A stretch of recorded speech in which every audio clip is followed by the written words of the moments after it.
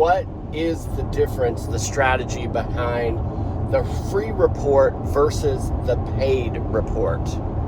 Same thing as the free consultation versus the paid consultation. Okay, so first of all, at the end of the day, anyone who tells you you should always do a free consultation or you should always do a paid consultation, that person's advice should immediately be suspect, because the correct answer is you need to test. And one practice area, one market, even just the times. I mean, something happens in the news, something happens in the media, something happens with a celebrity, and all of a sudden paid consultations work great, or paid consultations suddenly stop working great. And you also need to be constantly testing your price point for your paid consults, because everything's always changing, and anyone who tells you definitively paid versus free, what they're revealing is that they haven't been in the game long enough to understand that the only thing that never changes is that things are always changing. All right, free versus paid versus cheap. Big mistake a lot of people make. And this is to your point that you're asking me about the free reports, Jimbo. Yeah. Because you're talking about the free test drives. And you're talking about charging for the free test drives. Exactly. Right? So here's the thing. There's a really amazing book called Free. And there's another really great book by Robert Cialdini called Influence. And there's a whole bunch of other books on marketing and psychology of marketing and sales that, you know, if you want to spend a couple of 100 hours or 1,000 hours or so studying them, I can give you a list. But the point is, there's like a psychological thing, literally, there's like a psychological thing in a person's brain, in the way we think, a psychological trigger that gets triggered anytime the prospect of paying for something is presented to us.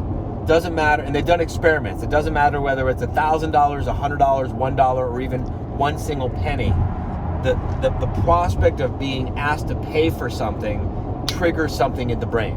You got it? Got it. Okay, that's important to understand, because that sets up the two big mistakes that people make, which prevent their business from being so much more profitable. It's like pouring profitability rocket fuel on your business once you understand this. All right, so here's the deal.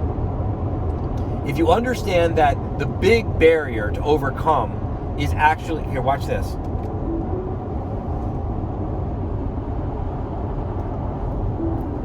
Hang on. Here, I can just do hands-free. Okay. Don't try this at home. Don't try this at home. If you're not driving a Tesla. The Tesla's driving itself. If you've got a Buick. If you've got a Buick, this is a bad idea. But you know, the new Cadillacs have these. Okay. And you know what? We're showing our age, because in a few years, maybe by the time someone watches this, yeah, every car will have this. So we're dating our video. Don't date your video. All right, here's the deal.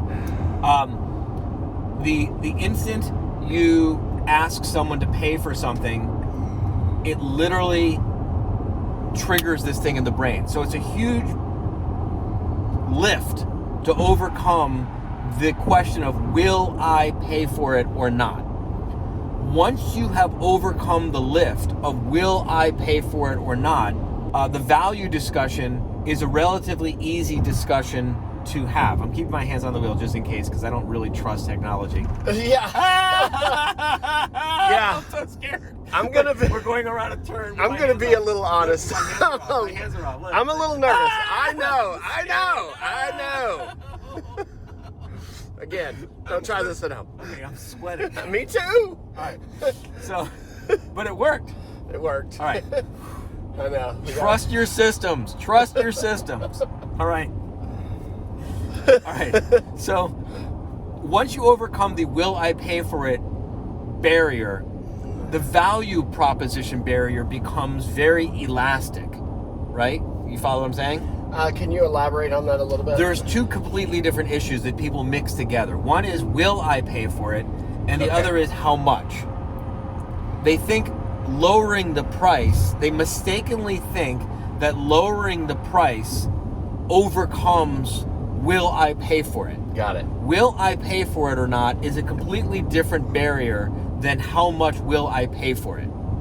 So this screws the profitability in law firms and other businesses.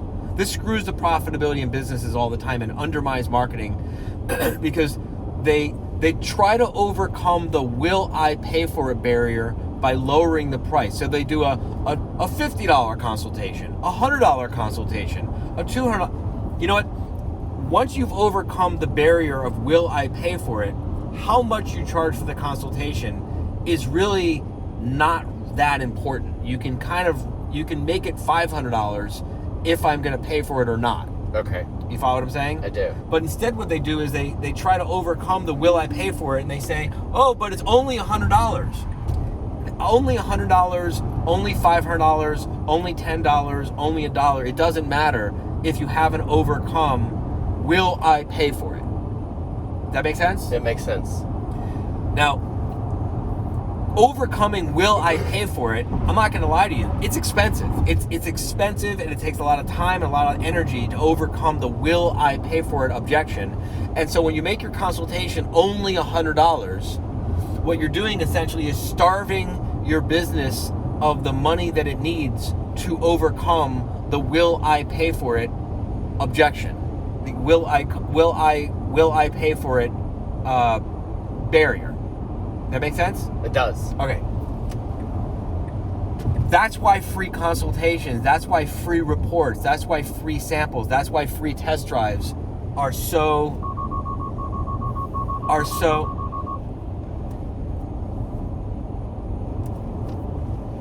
what, you don't think I can operate a side view mirror? You don't know that I know this car is coming. Man, these cars are designed for people who have never driven a car before.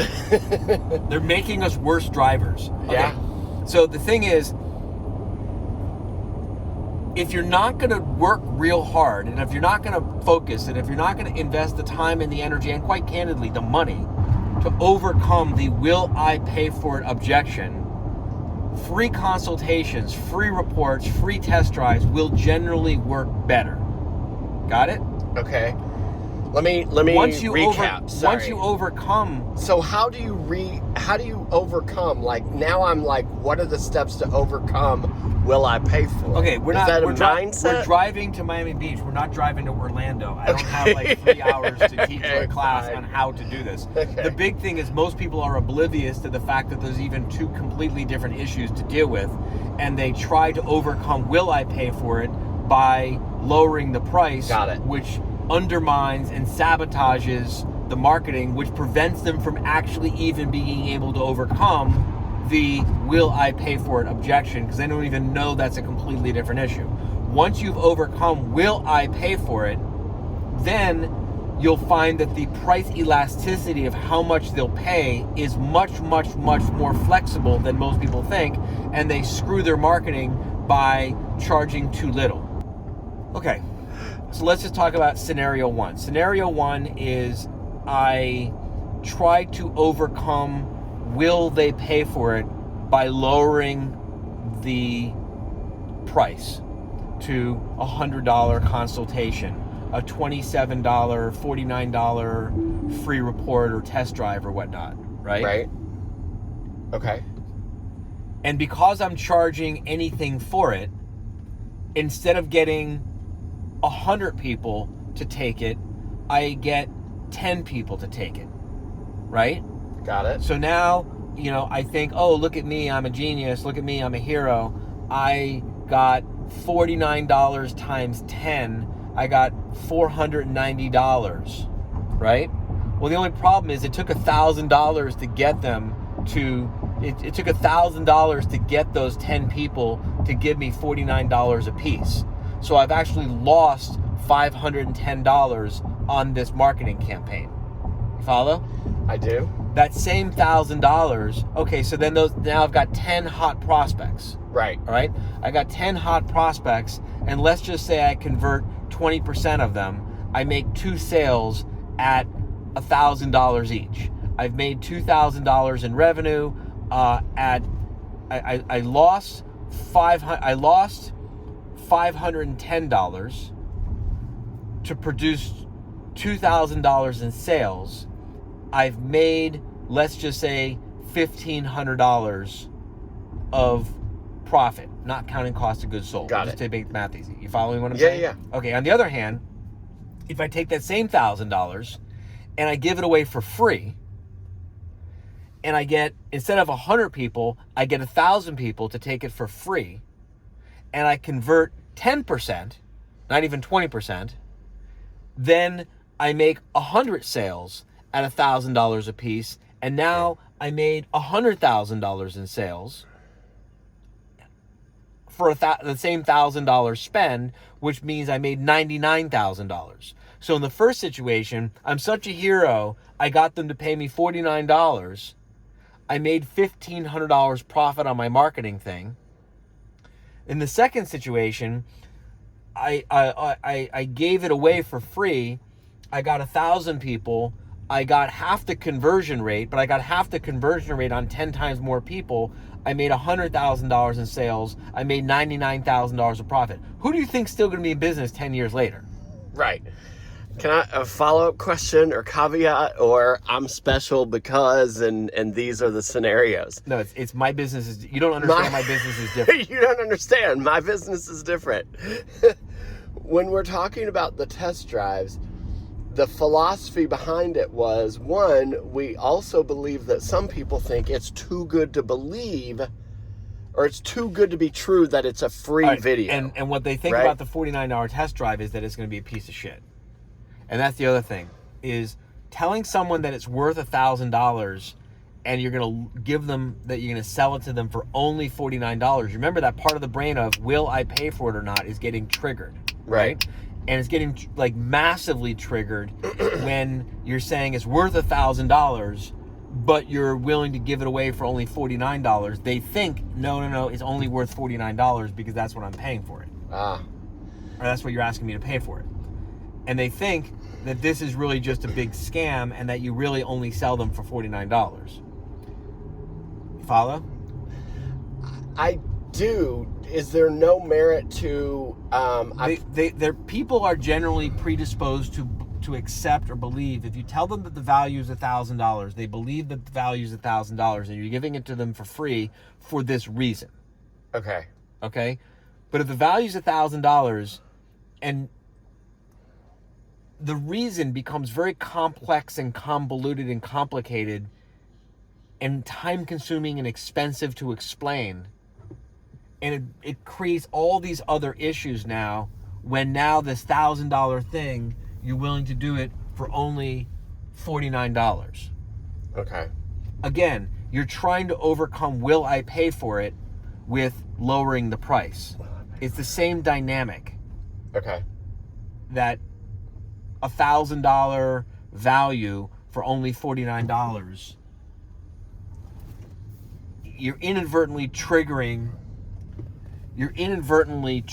that part of the brain which is asking, will I pay for it or not? And there's no... I keep coming back to this idea of, let me show you how great and easy this can be, and why I'm willing to take the risk. And that's why free is better. Okay. See, free leaves the value intact. Okay. There's the answer we're looking for. Free leaves the value intact. That's the point.